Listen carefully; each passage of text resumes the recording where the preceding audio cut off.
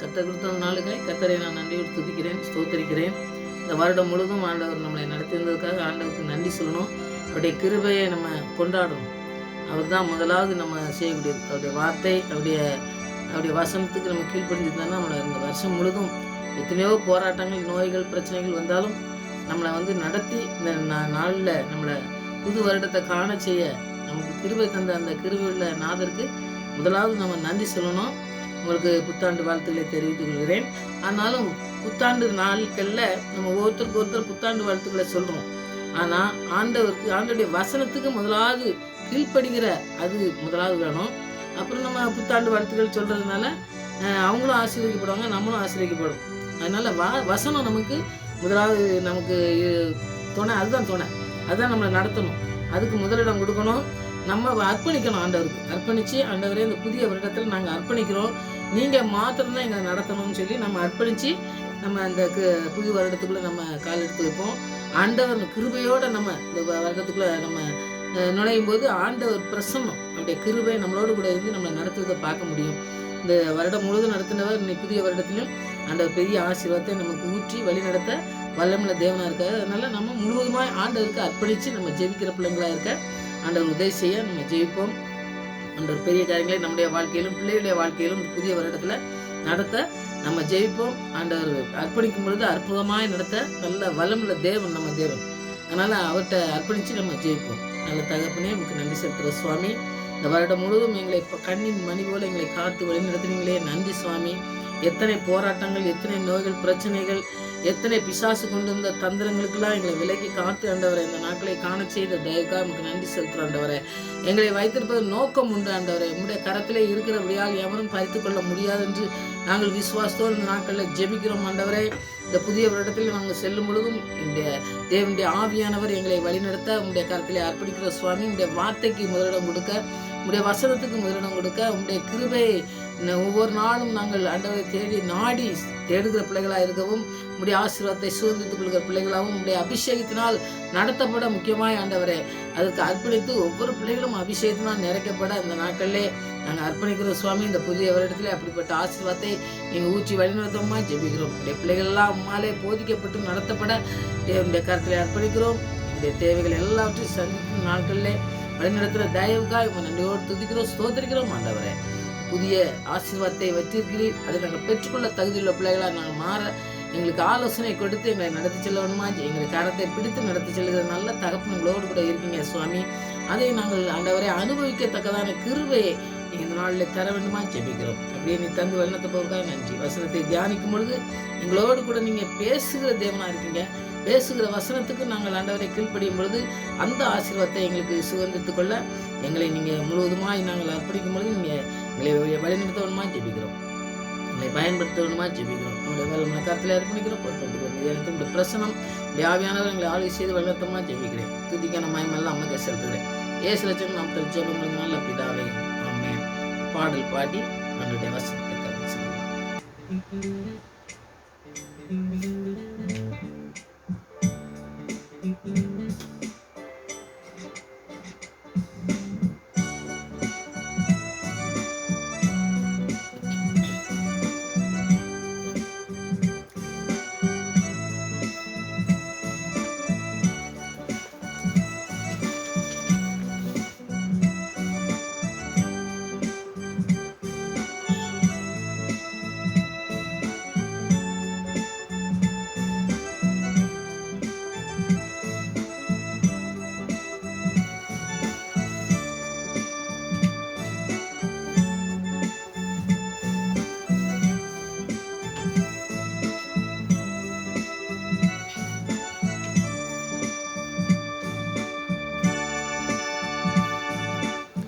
ஆயிரம் ஆயிரம் நன்மைகள் அனுதினம் என்னை சூழ்ந்திட, கிருபையும் இரக்கம் அன்பும் கொண்டீரே. ஆயிரம் ஆயிரம் நன்மைகள் அனுதினம் என்னை சூழ்ந்திட, கிருபையும் இரக்கம் அன்பும் கொண்டீரே. நல்ல எபினேசராய் என்னை நடத்தி வந்தீரே, நன்றி சொல்ல வார்த்தை இல்லையே. நல்ல எபினேசராய் என்னை நடத்தி வந்தீரே, நன்றி சொல்ல வார்த்தை இல்லையே.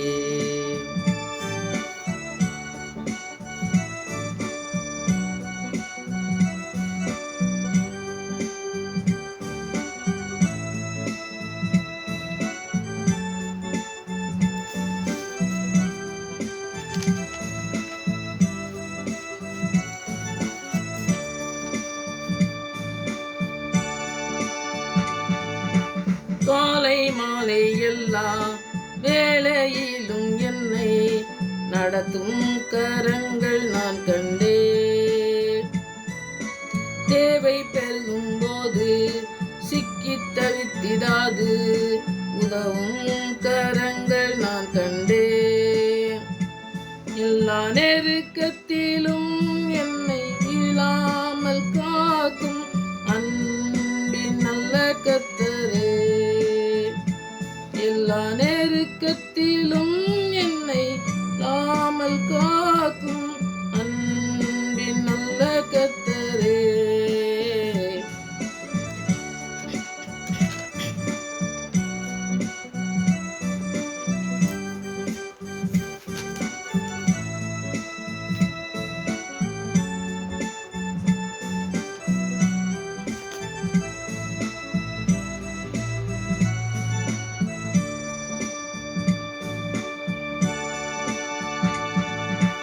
மரண பள்ளத்தாக்கில் நான் நடந்த வேளை மிக்கும் கரங்கள் நான் கண்டே. பாடி நின்ற வேளை மடிந்திடாது என்னை தாங்கும் கரங்கள் நான் கண்டே. இந்த மாறாவின் வாழ்வை மதுரமாய் மாற்றும் அன்பின் நல்ல கர்த்தரே. எந்த மாறாவின் வாழ்வை மதுரமாய் மாற்றும் அன்பின் நல்ல கர்த்தரே. ஆயிரம் ஆயிரம் நன்மைகள் அனுதினம் என்னை சூழ்ந்திட கிருபையும் இரக்கமும் அன்பும் கொண்டீரே. ஆயிரம் ஆயிரம் நன்மைகள் அனுதினம் என்னை சூழ்ந்திட கிருபையும் இரக்கம் அன்பும் கொண்டீரே. நல்ல எபினேசராய் என்னை நடத்தி வந்தீரே, நன்றி சொல்ல வார்த்தை இல்லையே. நல்ல எபினேசராய் என்னை நடத்தி வந்தீரே, நன்றி சொல்ல வார்த்தை இல்லையே. நன்றி சொல்ல வார்த்தை இல்லையே. நன்றி சொல்ல வார்த்தை இல்லையே.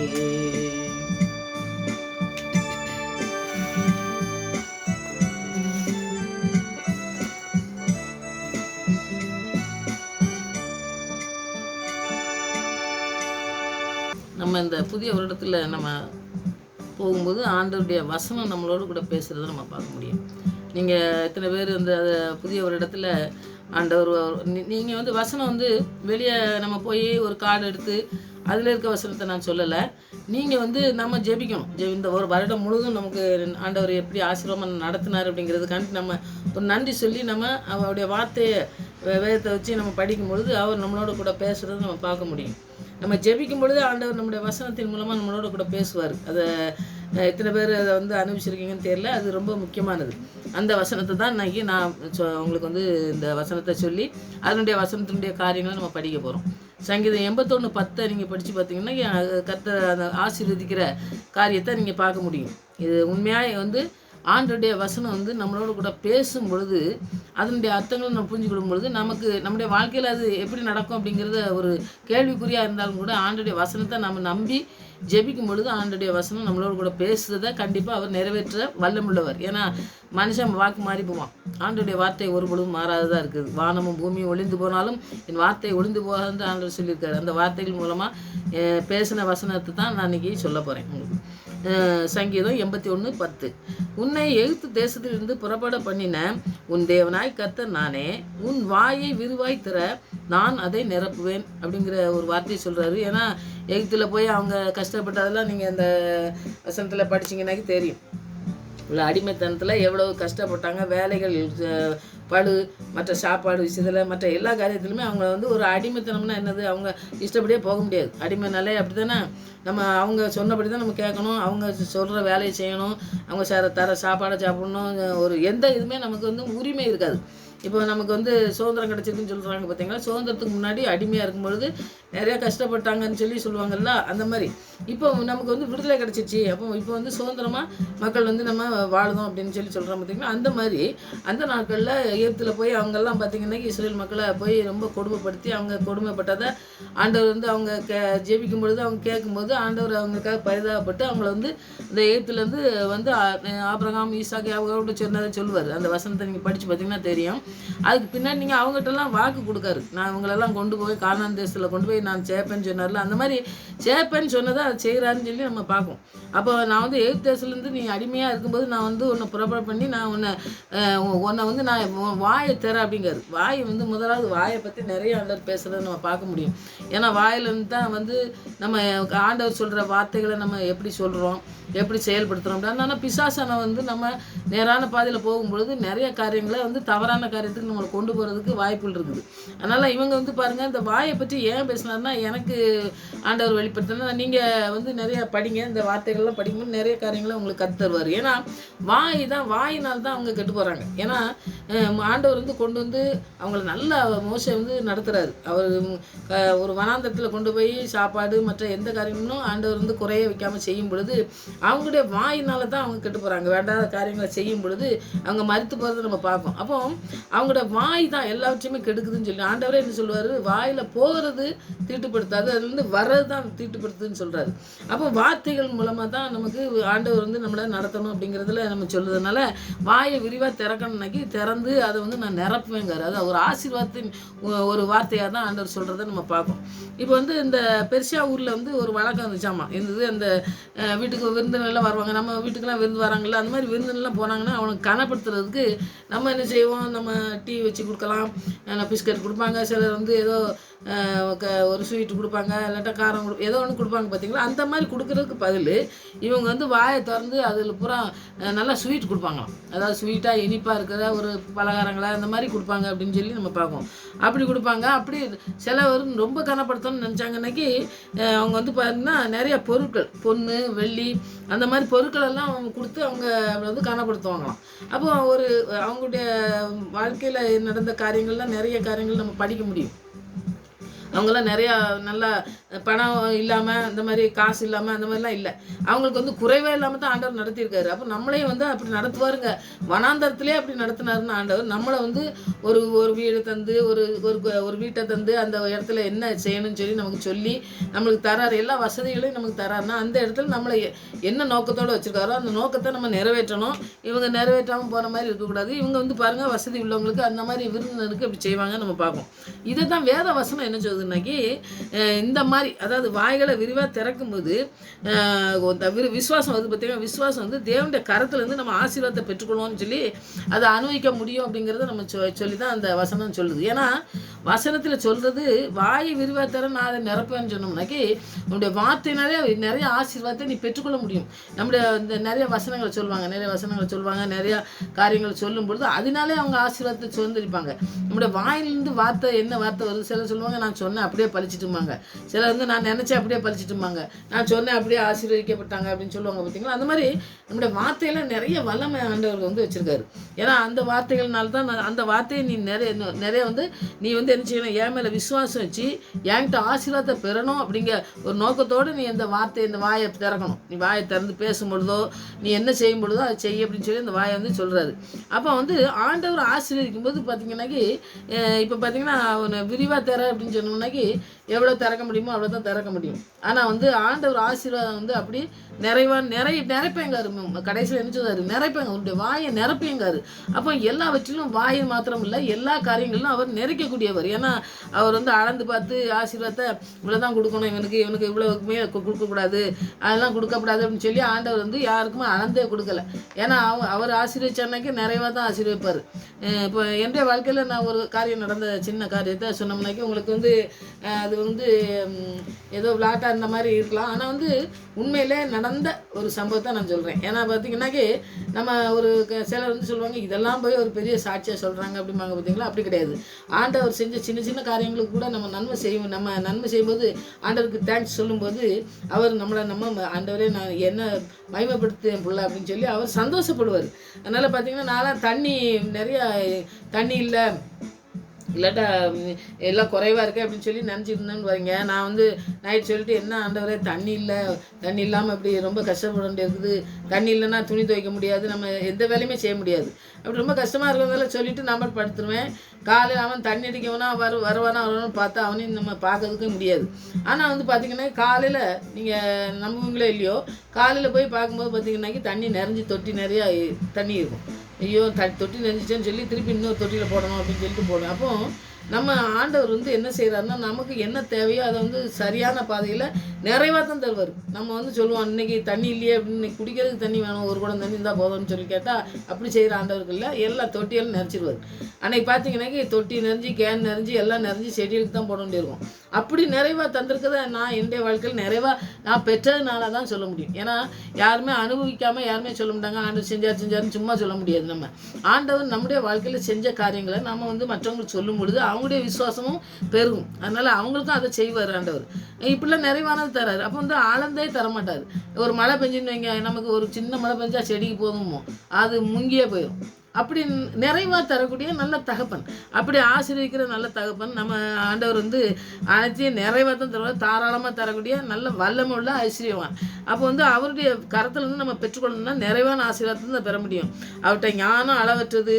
அவர் தரக்கூடிய காரியங்களும் நமக்கு பெரிய காரியங்களை நமக்கு செய்யக்கூடிய ஆண்டவராக இருந்தாலும் நம்ம மனுஷங்கிட்ட போய் எனக்கு ஏதாவது செய்யுங்க அப்படின்னு சொல்லி நம்ம கேட்க வேண்டிய அவசியமே கிடையாது. அவர்கிட்ட தைரியமாக போகிறதுக்கு அவர் திரைச்சையை கிழிச்சு நம்ம அவருடைய சமூகத்தில் இருக்கிறதுக்கு நமக்கு அந்த ஸ்லாக்கியத்தை நம்ம பெற்று தந்திருக்கார் ஆண்டவர். அதனால் அவர்கிட்ட கேட்டு நம்ம பெற்றுக்கொள்ளணும். இப்போ வந்து பார்த்திங்கன்னா ஆண்டவர் கொடுக்க ஆசீர்வாதம், சிலர் சொல்லுவாங்க பணம் நிறைய இருந்துச்சுனாக்கி அவன் வந்து கெட்டு போயிடுவான் அப்படின்னு சொல்லுவாங்க. அப்படி கிடையாது. ஆண்டவருடைய ஆசீர்வாதத்தை பெற்றுக்கொள்ளணும்னு தான் நான் இப்போ பேசுகிறேன். ஏன்னா ஆண்டவர் தான் வாயை திறக்க சொல்லி நம்ம வந்து அதை நிரப்பேன்னு சொல்லியிருக்காரு. அந்த நிறைவை வந்து இந்த வருஷத்தில் நமக்கு வல்லமுள்ள தேவனை பற்றி தான் நம்ம படிக்கும். இந்த நீதிமொழிகள் 10:22 நீங்கள் படித்து பார்த்தீங்கன்னா, கர்த்தரின் ஆசீர்வாதமே ஐஸ்வர்யத்தை தரும், அதனுடைய கூட அவர் வந்து வேதனையை கூட்டார். இப்போ காசு இருந்தோன்னே அப்படி போயிடுவாங்க, இப்படி கெட்டு போயிடுவான் அப்படின்னு சொல்கிறாங்க. பார்த்தீங்கன்னா அந்த காரியம் வந்து இங்கே நடக்கிறதுக்கு வாய்ப்பே இல்லை. ஏன்னா ஆண்டவருடைய ஆசீர்வாதம், ஆண்டவர் குறைவில்லாமல் நம்ம நடத்தக்கூடிய காரியங்களை செய்ய போகிறாரு. அவர் தான் நிறைவானவர், அவர் வந்து குறைவானது கிடையாது. நம்ம கேட்கறது வந்து நமக்கு கேட்க தெரியாமல் கேட்போம். ஆனால் ஆண்டவர் கொடுக்கறது வந்து ஒரு பெரிய தாராளமாக கொடுத்து நம்மளை வந்து பெரிய ஆசீர்வாதத்தை தரதுக்கு தான் அவர் வல்லமுள்ள தேவன். அதை தான் நிரப்பேன்னு சொல்லியிருக்காரு. அதனால இந்த வருஷத்தில் வந்து ஆண்டவர் நம்மளை நிரப்பி நடத்துகிறத ஆண்டவருடைய ஐஸ்வர்யம் மாத்திரம் இல்லை, எல்லா நோய்கள் பிரச்சனைகள் எந்த காரியம் இருந்தாலும் சரி, அதில் எல்லாவற்றிலும் நமக்கு நிறைவான காரியங்களை செய்து நம்மளை நிரப்பி நம்மளை நடத்தக்கூடிய ஒரு ஆசீர்வாதத்தை தரதுக்கு வல்லமுள்ள தேவன். அதனால் இந்த வருஷத்தில் நம்ம அர்ப்பணிப்போம், ஆண்டவர்கிட்ட அர்ப்பணித்து நம்ம ஜெபிப்போம். ஆண்டவர் நம்முடைய வாய்களை மாத்திரமில்லை, நம்முடைய இருக்கிற எல்லா காரியங்களையும் நிறைத்து நடத்த நல்ல தவிர எல்லாத்தையும் நான் வந்து என்ன செய்வேன், நிரப்புன்னு சொல்கிறாரு. அப்போ நிரப்பி வழியக்கூடிய காரியங்களை அபிஷேகத்தினால் நிரம்பி வழியணும். எல்லா ஆசீர்வாதத்தினாலும் ஆண்டவருடைய ஆசீர்வாதத்தினால நான் நிரம்பி வழிஞ்சு அவர் நிரப்பும் பொழுது எந்த குறையும் இருக்காது எனக்கு அப்படின்னு சொல்லி நம்ம முழுவதுமாக நம்முடைய குடும்பத்தை, பிள்ளைகளை, எல்லா காரியங்களையும், நமக்கு எந்த காரியங்களும் நம்முடைய இஷ்டத்துக்கு போகவே கூடாது. ஆண்டவருடைய திட்டத்துக்கு, ஆண்டவருடைய சித்தத்துக்கு நம்ம அர்ப்பணித்து ஜெபிக்கும் பொழுது ஆண்டவர் பெரிய காரியங்களை நம்முடைய வாழ்க்கையில் செய்வார். அதுதான் இந்த வருஷத்தில் நம்ம செய்ய போகிறோம். இதுக்கு வந்து நம்ம எப்பவுமே ஒரு மனுஷன் செஞ்சதை, ஒரு மனுஷனுக்கு ஆண்டவர் செஞ்சதை நம்ம படிப்போம். அப்படி படிக்கும்பொழுது நமக்கு இந்த வசனத்தில் இருக்க காரியங்கள்லாம் நம்ம இன்னும் அதிகமாக தெரிஞ்சுக்கலாம் அப்படிங்கிறதுக்காண்டி யோசுவாவை தான் எனக்கு உடனே வந்தது. யோசுவா 1:8 பார்த்தீங்கன்னாக்கி ஆண்டவர் வந்து யோசுவாவோட பேசுகிற காரியங்களை தான் நம்ம வந்து பார்ப்போம். இப்போ என்ன சொல்கிறாருன்னா, அந்த வசனம் பாருங்கள், இந்த நியாய பிரமாண புஸ்தகம் உன் வாயை விட்டு பிரியாது இருப்பதாக. இந்த நியாயப்பிரமாணத்தில் எழுதியிருக்க அந்த காரியங்களெல்லாம் வார்த்தைகளெல்லாம் நீ வந்து உன் வாயிலேருந்து பிரியாமல் இருக்கணும். முதல்ல ஆண்டவர் சொல்கிறது அதுதான், உன் வாயை விட்டு அது பிரியாமல் இருக்கணும். ஏன்னா அந்த வார்த்தையை நீ பேசிகிட்டே இருக்கணும்னு சொல்கிறாரு. அப்போ நம்முடைய வாழ்க்கையில் நிறைய வார்த்தைகளை பேசி நம்ம வாழ்க்கையில் நாட்களை கடத்திருப்போம். ஆனால் இன்றைக்கி நம்ம தீர்மானம் எடுக்கணும், இந்த புதிய வருஷத்தில் ஆண்டுடைய வார்த்தையை மாத்திரம் நம்ம பேசி மற்றவங்களுக்கு பேசக்கூடிய காரியங்களை செய்யணும். நம்முடைய வாழ்க்கையில் பேசணும். நம்முடைய ஆசீர்வாதத்தை நம்ம இழந்து போகாமல் ஆசீர்வாதத்தை சுதந்திரிக்கக்கூடிய காரியங்களை செய்யணும். அதுக்கு நம்முடைய சொந்த பலத்தினால் நிற்க முடியாது. ஆவியானவரை நம்ம துணைக்கு கேட்டு நம்ம பெற்றுக்கொள்ளணும். அடுத்தது பாருங்கள், இதில் எழுதியிருக்கிறபடியெல்லாம் நீ செய்ய கவனமாக இருக்கும்படி இதெல்லாம் நீ கவனமாக இருக்கணும். என்ன கவனம்னாக்கி நம்ம வாழ்க்கையில் பார்த்திங்கன்னா நிறைய கவனம் இல்லாமல் நம்ம வசனத்தை படிச்சுட்டு அப்படியே ஏதோ படிச்சிட்டோம் அப்படின்னு சொல்லிட்டு போகும். பார்த்திங்கன்னா அப்படி இருக்கக்கூடாது. கவனமாக படிக்கணும்.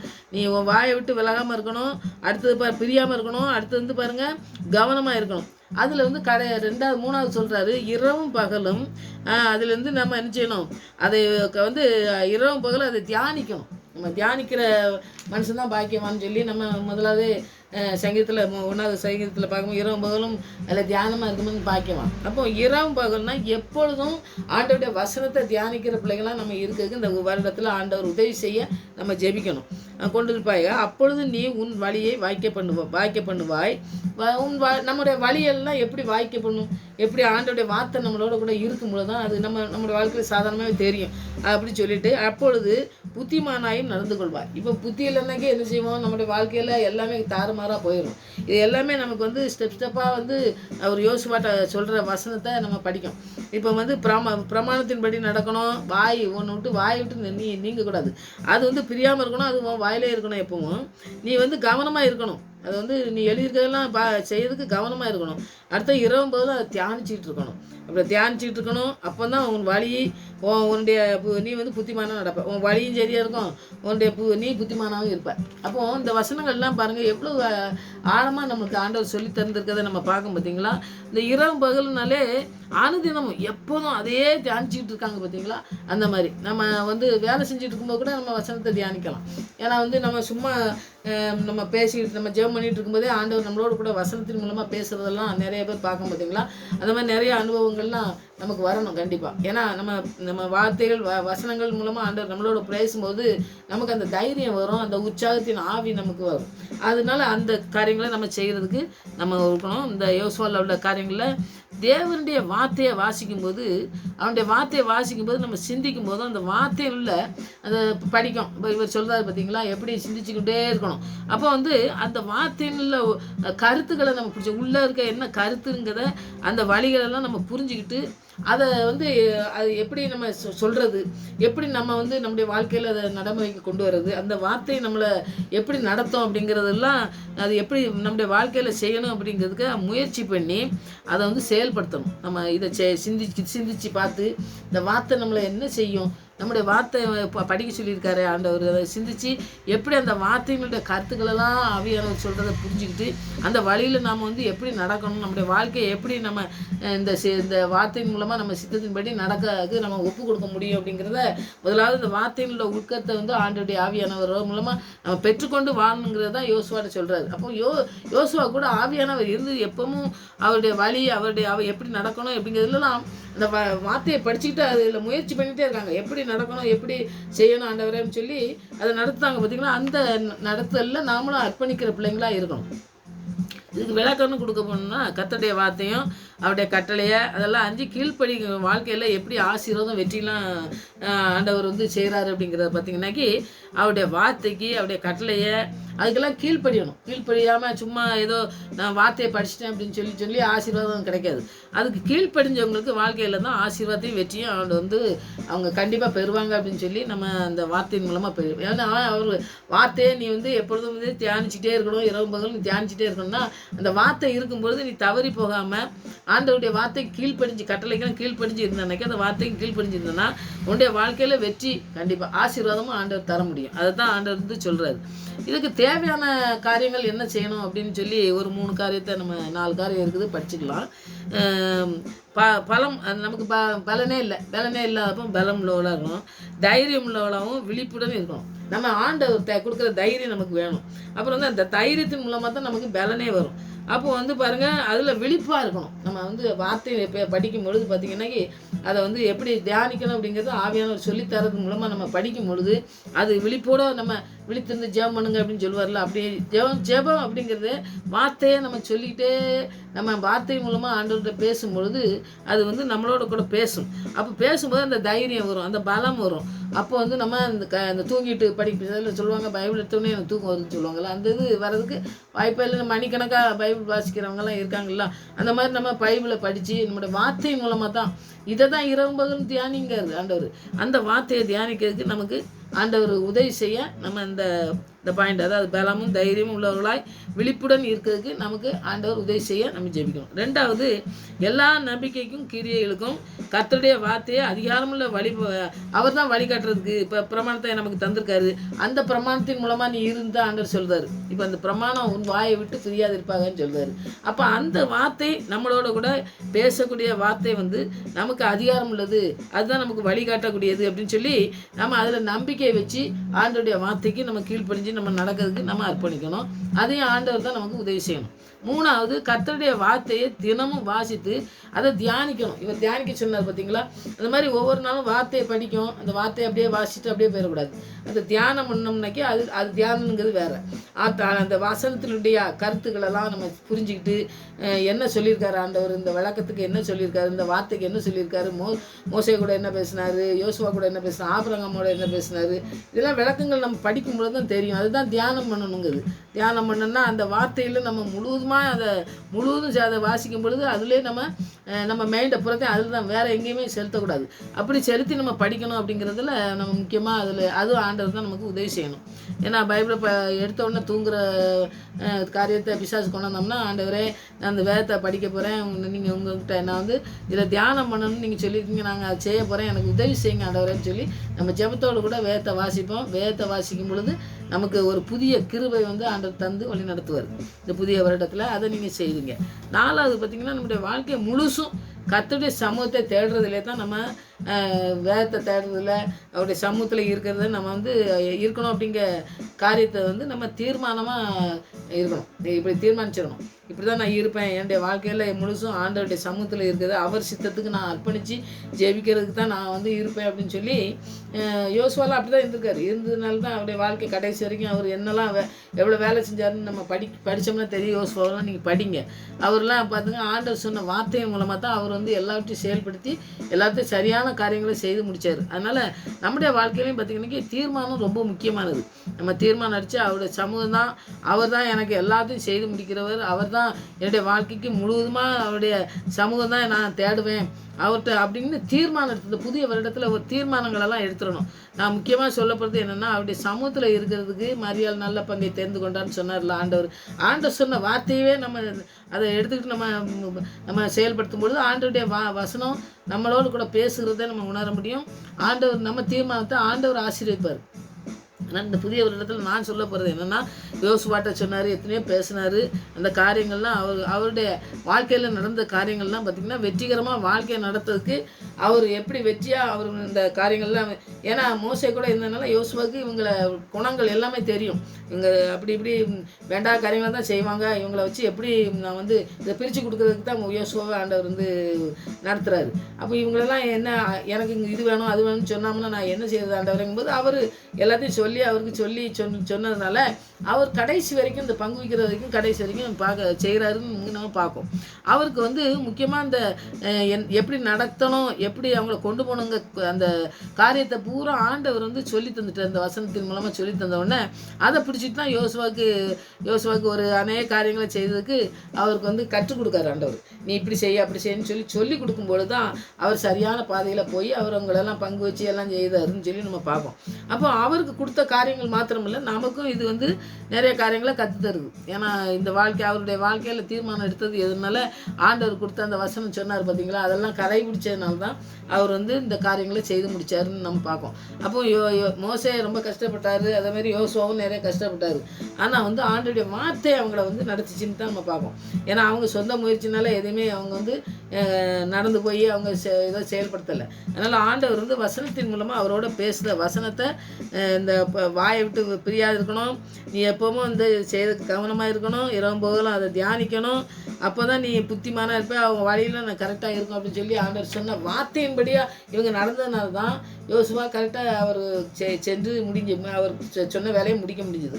அதனால் ஆண்டவர் நமக்கு என்ன கொடுக்காரோ, என்ன வேலையை கொடுக்காரோ, அதுக்கு வந்து எப்படி நடத்தணுங்க அந்த பிளானை வந்து நமக்கு சொல்லி தந்துடுவார். நீ இப்படி தான் செய்யணும், இப்படி தான் போகணும் அப்படின்னு சொல்லி நமக்கு சொல்லி தந்துடுவார். நம்ம அப்படியே ஏதோ நீ இப்படி செய்ய அப்படின்னு சொல்லிட்டு அப்படியே விட்டுட்டு போகிற ஆண்டவர் கிடையாது. நமக்கு என்ன தீர்மானம், நம்ம இந்த திட்டம் வச்சுருக்கோம், நம்ம ஒன்று சொல்லி நம்ம ஒரு தீர்மானம் எடுத்தோம்னாக்கி ஆண்டவர் சொல்வார், இந்த தீர்மானத்தில் இப்படி நடக்கணும், இப்படி நடந்தனாக்கி நீ இப்படி போவ, இப்படி ஆசீர்வாதத்தை சுதந்திரிக்கணும்னாக்கி இந்த மாதிரி காரியத்தை நீ செய்யணும் அப்படின்னு சொல்லி ஒரு காரியத்தை நமக்கு சொல்லித்தரக்கூடிய காரியங்களை செய்வார். அந்த காரியத்தை நாம் வந்து செயல்படுத்தும் பொழுது நம்முடைய வாழ்க்கையில் ஆசீர்வாதத்தை நம்ம சுதந்திரிக்க முடியும். அதனால் அந்த நாட்களில் பார்த்திங்கனாக்கி தீர்மானம் எடுக்கிறது நான் ஒன்று சொல்வேன், ஆண்டவருடைய வார்த்தைக்கு முழுசுமாக நம்முடைய வாழ்க்கையை ஒப்பு கொடுக்கணும். அவருடைய சித்தத்துக்கு, அவருடைய திட்டத்துக்கு, அவர் என்ன செய்ய நம்ம வாழ்க்கையில் வச்சுருக்காரோ அந்த திட்டத்துக்கு நம்ம புதிய வருஷத்தில் நம்ம அர்ப்பணித்து நம்ம ஜெயிப்போம். ஆண்டவர் புதிய வருஷத்தில் புதிய காரியங்களை நம்ம வாழ்க்கையில் செஞ்சு நம்முடைய காரியங்களில் எல்லாவற்றையும் பொறுப்பெடுத்து நம்முடைய வாயை நன்மையினால் நிரப்புகிற தேவன் எல்லா காரியங்களையும் நம்மளை நிரப்பி நடத்த வல்லமுள்ள தேவனாக இருக்கார். அதனால் ஆண்டவர் புதிய வருஷத்தில் நம்ம ஆண்டவர்கிட்ட நம்ம வந்து பொருத்தனை செஞ்சு நம்ம அர்ப்பணித்து ஜெயிப்போம். ஆண்டவர் பெரிய காரியங்கள் செய்வார். ஒரு தீர்மானம் எடுக்கும்போது தேவனுடைய வார்த்தைக்கு முதலிடம் கொடுக்கணும். அவரை தான் நம்ம சார்ந்து வாழணும். அவர் சித்தம் செய்ய தான் நம்ம அர்ப்பணிக்கணும். இப்படி எல்லாத்தையும் நம்ம நேர்த்தியாக செய்த நல்ல தகப்பன் நமக்கு இருக்காருங்க. ஒரு விசுவாசத்தோடு நம்ம ஜெயிப்போம், நம்ம அர்ப்பணிப்போம். அவர் பெரிய காரியங்களையும் இந்த வருஷத்தில் புதிய வருஷத்தில் நமக்கு தருவார். அதனால் புதிய வருஷத்தில் நம்ம ஆசீர்வாதத்தை சுதந்திரிக்கணும்னா முதலாவது வார்த்தைக்கு முதலிடம் கொடுத்து ஆண்டவர்கிட்ட ஜெயிப்போம். ஆண்டவர் பெரிய காரியங்களை நம்முடைய வாழ்க்கையில் செய்வார். அது நம்ம கண்டு ஆண்டவர் துதிக்க, ஆண்டவர் உதவி செய்ய வல்லமுள்ள தேவனாக இருக்கார். நீங்கள் இந்த வசனத்தெல்லாம் தியானித்து யோசுவாவை எப்படி நடத்தினாரோ அதுபோல் நம்முடைய வாழ்க்கையிலும் வார்த்தைக்கு முக்கியத்துவம் கொடுத்து நம்ம ஆண்டவர் சொல்கிற காரியங்களுக்கு முதலிடம் கொடுப்போம். ஆண்டவர் நம்மளையும் வந்து எல்லாவற்றிலும் முதலிடத்தில் வைத்து அவர் கனப்படுத்துவார், அவர் தலை நிமிர செய்வார். எல்லாவற்றிலும் நமக்கு நேர்த்தியாய் செய்து முடிக்க வல்லமுள்ள தேவனாக இருக்கார். அதனால் நம்முடைய வார்த்தையை நம்மளோடு கூட பேசின வார்த்தையின் மூலமாக ஆண்டவர் நம்மளை நன்மையினால் நிரப்பி நம்மளை நடத்துவார் இந்த வருஷத்தில். அதனால் நீங்கள் அர்ப்பணித்து ஜெயிப்பீங்க, ஆண்டவர் பெரிய காரியங்கள் செய்வார். ஆமாம், ஜெயிப்போம். நான் உன்னை விட்டு விலகுவதில்லை, நான் உன்னை என்றும் கைவிடுவதில்லை, நான் உன்னை விட்டு விலகுவதில்லை, நான் உன்னை என்றும் கைவிடுவதில்லை. நீர் என்னை காண்கின்ற தேவன், கண்மணி போல காப்பி. நீ என்னை காண்கின்ற தேவன், கண்மணி போல காப்பி. உன்னை விட்டு விலகுவதில்லை, நான் உன்னை என்றும் கைவிடுவதில்லை, நான் உன்னை விட்டு விலகுவதில்லை, நான் உன்னை என்றும் கைவிடுவதில்லை. ஆம் சுவாமி, நீ ஒரு பொழுதும் எங்களை விட்டு விலகாமல் எங்களை கைவிடாதபடி காத்து நடத்தினீங்க. நன்றி செலுத்துகிறோம் சுவாமி.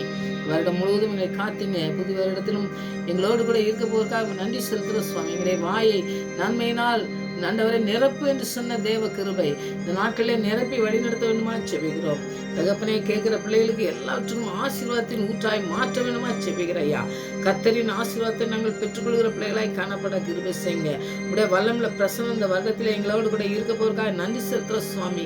உடைய பிரசனத்தினால் உடைய ஆவியானவரால் எங்களோடு கூட ஆண்டவரை பேசி எங்களை நடத்த போவதற்காக நன்றியோடு துதிக்கிறோம். எங்களுக்கு நேர்த்தியாய் எல்லாவற்றையும் நடத்த போவதற்காக நன்றி செலுத்துகிறோம். எங்களை தாளை குனிந்த இடத்துல எங்களை நிமிர செய்ய போவதற்காக நன்றியோடு துதிக்கிறோம். எங்களுடைய நோய்கள் பிரச்சனைகள் எல்லாவற்றுக்கும் ஆண்டவரை ஸ்தோத்திரிக்கிறோம். ஆண்டவரே, நம்முடைய வல்லமுள்ள பிரசன்னம் எங்களை நிறைத்து எல்லாவற்றையும் நேர்த்தியாய் நடத்த போவதற்காக நன்றியோடு துதிக்கிறோம், ஸ்தோத்திரிக்கிறோம் சுவாமி. நம்முடைய வல்லமுள்ள கரம் எங்களை தாங்கி வழிநடத்தின தயவுக்காக நன்றி. இன்னமும் நடத்த போவதற்காக நன்றியோடு துதிக்கிறோம், ஸ்தோத்திரிக்கிறோம். ஆண்டவரே, நம்முடைய அபிஷேகத்தினால் ஒவ்வொரு பிள்ளைகளையும் நிறைத்து நடத்துகிற வருடமாய் இந்த புதிய வருடம் மாற வேண்டுமாய் ஜெபிக்கிறோம் சுவாமி. இந்த வருடத்திலும் ஆண்டவரே எல்லா குறைகளும் நிறைவாக்கப்படட்டும் ஆண்டவரே. எல்லாவற்றையும் நிரப்பு என்று சொன்ன தேவ கிருபை அந்த வார்த்தை அப்படியே எங்களுடைய ஒவ்வொருடைய வாழ்க்கையிலும் ஆண்டவரே செயல்படுத்த வேண்டுமா செபிக்கிறோம் ஆண்டவரே. நாங்கள் ஆண்டவரே அதுக்கு கீழ்ப்படுகிற பிள்ளைகளாய் காணப்பட கிருபை செய்யுங்க. வசனத்தின் மூலமாய் பேசும் பொழுது இந்த வசனத்தை எங்களோடு கூட ஆண்டவரை அனுப்பி நீங்க சுகம் தருகிற வார்த்தையினாலே எல்லாவற்றையும் ஜெயத்தை தருகிற தேவனா இருக்கிறபடியா எங்களுடைய வாயின் வார்த்தைகளை எல்லாவற்றையும் ஆண்டவரை காத்து வழிநடத்த வேண்டுமா ஜெபிக்கிற ஆண்டவரை. பொல்லாத சத்துரு கொண்டு வருகிற திட்டங்கள் இருந்து எங்களை விலைக்கு காத்து உமக்கு பிரியமான பிள்ளைகளை எங்களை மாற்ற வேண்டுமா ஜெபிக்கிறோம். எங்களுடைய சொந்த பலத்தினால் நாங்கள் ஓட முடியாது ஆண்டவரை. நீங்க உங்களுடைய பலத்தினால் எங்களை இட்டை கட்டி எங்களை வழி நடத்த வேண்டுமா உங்களுடைய கருத்திலே அர்ப்பணிக்கிறோம் சுவாமி. உங்களுடைய வல்லமுள்ள பிரசனம் எங்களை நடத்தி செல்ல வேண்டுமா ஜெபிக்கிறோம் ஆண்டவரை. எங்களை அழைத்தது நோக்கம், எங்களை வைத்திருக்கிறது நோக்கம் உண்டு. அந்த நோக்கத்தை நிறைவேற்ற தடைபடுகிற சத்துருவின் எல்லா திட்டங்களும் ஒன்றுமில்லாமல் செய்து தேவன் எல்லாவற்றையும் மரணத்தின் கூரை உடைத்த தேவன் கிருபை இந்த நாட்களிலே எங்களுக்கும் செய்து முடிக்க போவதற்காக நன்றி செலுத்துறோம் ஆண்டவரே. மரணத்துக்கும் பாதாளத்துக்கும் உள்ள திறவுகளை உடையவராய் இருக்கிறபடியால் எல்லா சத்துருவின் திட்டங்களையும் ஆண்டவரே உடைத்து எல்லாவற்றும் எங்களை பாதுகாத்த தேவன் அப்படியே நீங்க எங்களை நடத்த போவதற்காக நன்றி செலுத்துறோம் ஆண்டவரே. எகிப்திலே ஆண்டவரை அடிமையாக கிடந்த இஸ்ரேல் மக்களை எப்படி நீங்க ஆண்டவரே தகப்பனே ஒரு கானான் கொண்டு வந்தீரோ அதுபோல எங்களுடைய வாழ்க்கையில இருக்கிற எல்லா ஆண்டவரே எகிப்தின் ஆண்டவரை அடிமைத்தனத்துல இருக்கிற எங்களுடைய வாழ்க்கையில எல்லா காரியங்களையும் அப்படியே நீங்க ஆண்டவரை அகற்றி ஆண்டவரே நீங்க ஒரு பாலும் தேனும் ஓடுகிற அந்த கானான்குள்ளே எங்களை கொண்டு வந்து சேர்க்க வேண்டுமா ஜெபிக்கிற ஆண்டவரே. அன்றைக்கு இஸ்ரேல் மக்களுக்கு செய்ததை எங்களுக்கும் செய்ய வல்லமுள்ள தேவனா இருக்கீங்க என்று நாங்கள் விசுவாசத்தோட உடைய கருத்திலே அர்ப்பணிக்கிறோம் சுவாமி. உடைய வசனத்துக்கு நடுங்கிற பிள்ளைகளை நோக்கி பார்ப்பேன் என்று சொன்னீங்களே. உடைய வசனத்துக்கு ஆண்டவரை கீழ்ப்படுகிற பிள்ளைகள் ஆசீர்வதிக்கப்படுவாங்க என்று சொன்னீங்களே. அந்த வார்த்தைக்கு கீழ்ப்படுகிற பிள்ளைகளை நாங்கள் காணப்பட எங்களுடைய வாழ்க்கையை நீர் ஆண்டவரை சீர்தூக்கி எங்களை வழிநடத்த வேண்டுமா ஜெபிக்கிற ஆண்டவரே. ஒவ்வொருடைய வாழ்க்கையிலும் நீங்க ஆண்டவரை குறையா இருக்கிற எல்லா வாழ்க்கையிலும் நிறைவாக்கி தர வேண்டுமா நிரப்ப வேண்டுமா ஜெபிக்கிற ஆண்டவரே. எங்களுடைய வாயை நிரப்ப என்று சொன்ன தேவனுடைய வாழ்க்கையில எல்லாவற்றையும் நிரம்பி வழிய ஆண்டவரே உடைய வசனம் செய்ய வேண்டுமா ஜெபிக்கிறோம். அதன் மூலமா உடைய நாமம் மகிமைப்படத்தக்கதாய் எங்களுடைய வாழ்க்கையில் நீங்க ஆசீர்வதித்து வழிநடத்தமா ஜெபிக்கிற ஆண்டவரே. உடைய வல்லமுள்ள பிரசனம் இந்த நாட்களிலே ஒவ்வொருவரையும் தொட வேண்டுமா ஜெபிக்கிறேன். ஒவ்வொருடைய வாழ்க்கையிலும் பிரவேசிக்க வேண்டுமா ஜெபிக்கிற ஆண்டவரே. அர்ப்பணிக்கிற ஒவ்வொரு பிள்ளைகளுக்கும் ஆண்டவரே ஆசீர்வாதத்தை ஊற்றுதா என்று ஒவ்வொருவரையும் ஆசீர்வித்து வழிநடத்த போருக்காக நன்றியோடு துதிக்கிற ஸ்தோத்தரிக்கிற ஆண்டவரே. இடையூறுகள் பண்ணுகிற சத்துருவின் எல்லா திட்டங்களையும் ஆண்டவரே அழகற்றி பிள்ளையுடைய வாழ்க்கையிலே ஒரு பெரிய ஆசீர்வாதத்தின் ஆண்டவரே ஊற்றாய் மாற்றத்தக்கதாய் பிள்ளையுடைய வாழ்க்கை மாறத்தக்கதாய் பிள்ளைகளுடைய வாழ்க்கையின் மூலமா அநேக பிள்ளைகளுடைய வாழ்க்கை பரிசுத்தமாய் மாற்றப்பட அதை கண்கள் கண்டு நாங்கள் துதிக்கத்தக்கதாய் அர்ப்பணிக்கிற ஒவ்வொரு பிள்ளையுடைய வாழ்க்கையிலும் அப்படி செய்து வழிநடத்த போருக்காக நன்றியோடு துதிக்கிற ஸ்தோத்தரிக்கிற ஆண்டவரே. பிரசனத்தினால் நிறைத்து எங்களை வழிநடத்தின தயவுக்காக நன்றி ஆண்டவரே. உடைய வார்த்தையினால் எங்களோடு பேசுகிற தயவுக்காக நன்றி ஆண்டவரே. உடைய வசனத்தின் மூலமா எங்களோடு கூட பேசி நடத்துவது மாத்திரமல்ல ஆண்டவரே அதுக்கு கீழ்ப்படியே எங்களுக்கு கற்றுத்தந்து வழி நடத்துவா ஜெபிக்கிறோம். எத்தனை இடையூறுகள் செய்கிற ஆண்டவரை எல்லாவற்றிலும் எங்களை விடுதலை செய்யுங்க. அன்றைக்கு திரைச்சலை கிழித்து உங்களோடு கூட அந்த பேச அந்த ஆண்டவரை அதிகாரத்தை எங்களுக்கு தந்தீங்களே, அந்த இடத்தை எங்களுக்கு தந்தீங்களே சுவாமி. இன்றைக்கும் ஆண்டவரை இடையூறு பண்ணுகிற சத்துருவின் திட்டங்களிலிருந்து எங்களை மீட்டெடுக்க வேண்டுமா ஜெபிக்கிற ஆண்டவரை. எழும்ப முடியாத கிடக்கிற எங்களுக்கு எழுப்புதலை தர வேண்டுமா ஜெபிக்கிறோம். உடைய கரத்தினால் இன்றைக்கு பேதுருவை தூக்குனது போல எங்களை தூக்கி எடுக்க வேண்டுமா ஜெபிக்கிற ஆண்டவரை. உடைய கரத்தினால் எங்களை தாங்கி வழிநடத்துவதை அநேக கண்டுகொள்ளத்தக்கதாய் நாங்கள் எந்த இடத்துல வெட்கப்படணுமோ அந்த இடத்துல உயர்த்துகிற தேவனாய் இருக்கிறீர் என்பதை அநேகர் கண்டுகொள்ளத்தக்கதாய் உண்மை ஆண்டவர் தேடி ஓடு வரத்தக்கதாய் தேவ கிருபை இந்த நாட்களிலே வழிநடத்த வேண்டுமா ஜெபிக்கிற ஆண்டவரை. எல்லா சத்துருவின் திட்டங்களையும் அர்த்தமாக்கி தேவனுடைய பிள்ளைகளா எங்களை மாற்றி ஆண்டவரே உங்களுடைய நாமத்தை மகிமைப்படுத்த போவதற்காக நன்றியோடு துதிக்கிற ஸ்தோத்திரிக்கிறோம் ஆண்டவரே. உங்களுடைய கிருபையினாலும் நன்மையினாலும் முடிசூட்டி ஆண்டவரே இந்த வருடம் முழுவதும் எங்களை நடத்த போவதற்காக நன்றியோடு துதிக்கிறோம் ஸ்தோத்திரிக்கிறோம். ஒவ்வொரு பிள்ளையுடைய வாழ்க்கையிலும் நீங்க தடைபடுத்துகிற எல்லா காரியங்களும் ஆண்டவரே எல்லாம் நிறைவாக்கப்பட வேண்டுமா எல்லாம் நிரப்ப வேண்டுமா ஜெபிக்கிற ஆண்டவரே. எல்லாவற்றையும் ஆசீர்வதிக்க வேண்டுமா ஜெபிக்கிற ஆண்டவரே. அப்படின்னு செய்து வண்ணத்தை போவதற்காக நன்றி செலுத்துற ஆண்டவரே. இந்த ஜெபத்துக்கெல்லாம் பதில் கொடுத்தப்பனா நன்றி. மறுபடியும் அவங்களுடைய சமூகத்தில் வருமுறை எங்களை காத்து வழிநடத்தமா ஜெபிக்கிறேன். துதிக்கிற மகிமையெல்லாம் அம்மாக்கே செலுத்துகிறேன். ஏசுல சொன்னாம் திருச்சபை நல்ல பிதாவே.